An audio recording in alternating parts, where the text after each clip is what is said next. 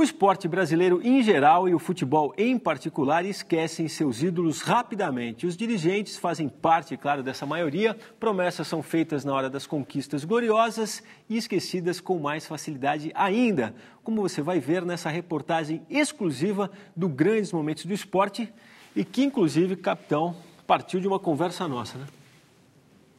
Coutinho marcou época no Santos, tornando-se o terceiro maior artilheiro da história do clube, atrás apenas de Pelé e Pepe. Mas mesmo para um grande craque, a vida de jogador de futebol na década de 60 não era fácil. A gente ganhava muito pouco, entendeu? A gente não tinha um salário assim adequado. Tanto é que acho que isso fez com que o time do Santos ganhasse muitos jogos, porque a gente jogava pelo bicho, né? Então você juntava bicho de 3, 4 jogos no mês e formava um bom salário no fim do mês, né? Além de brilhar no Santos, Coutinho foi campeão do mundo pela seleção brasileira em 1962. Mas nem isso garantiu ao ex-jogador uma aposentadoria à altura. Em 2008, durante as comemorações dos 50 anos do primeiro título mundial, o presidente Lula prometeu resolver o problema. Por esses dias nós vamos apresentar uma proposta linda ao Congresso Nacional para a gente criar uma aposentadoria para que esses cidadãos que são a cara do Brasil, que vence, possam viver mais dignamente.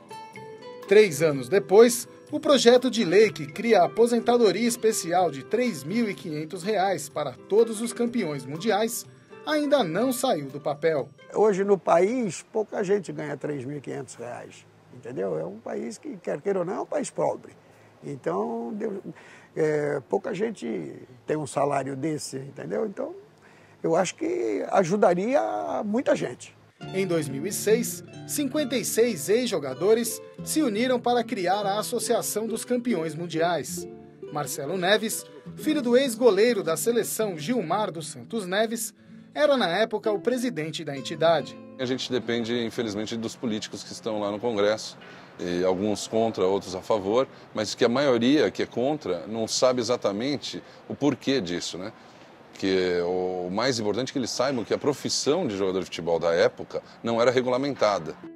Sem a aposentadoria e com a idade avançada, muitos craques não conseguem cuidar da própria saúde. Então você está com Bellini com Alzheimer, Orlando Peçanha acabou de falecer, não conseguiu ter esse privilégio da aposentadoria, também tinha tido um AVC.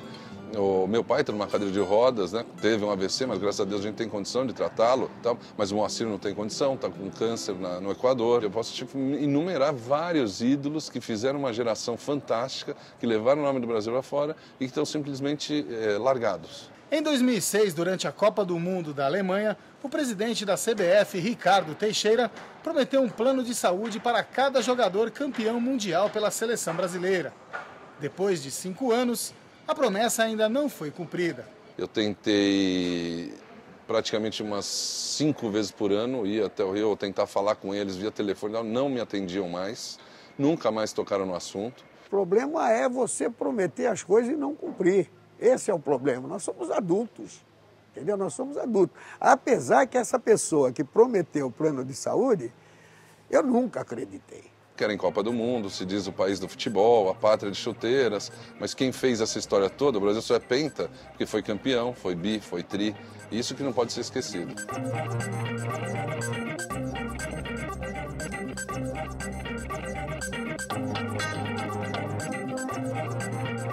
Pois é, capitão. Você é uma voz legítima, escutou várias dessas promessas. Ainda tem uma crença nessa promessa?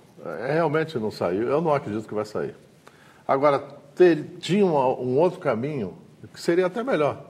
Se eles quisessem realmente fazer, o pessoal da política, uma sugestão que eu dei seria no sentido de que o presidente, enfim, o governo, pedisse ou insistisse com os governadores e os prefeitos no sentido de aproveitar os ex-jogadores nas secretarias de esporte, municipal e estadual. Não precisava nem da aposentadoria. Arrumava um cargo, tem tanto cara aí que fica mamando nas tetas do governo, que nunca fez nada pelo país. Os jogadores campeões do mundo fizeram. Então, por que eles não podem dar um cargo de confiança, cargo em comissão, para os ex-jogadores campeões do mundo atuarem nas secretarias estaduais e municipais de esporte? Bom, na minha parte, só queria fazer um registro que, uma vez instituída essa aposentadoria, ela não deve ser, claro, restrita aos campeões mundiais com a nossa seleção brasileira de futebol. Deve, claro, atender também os outros campeões mundiais de outras categorias, de outras modalidades. A gente iniciou essa campanha e, claro, não vamos abandoná-la de modo algum. O assunto agora passa a ser gol bonito e também um lance terrível com o melhor jogador do mundo. Messi sendo agredido na Argentina por argentinos. Depois disso, vamos para o segundo intervalo. Até já.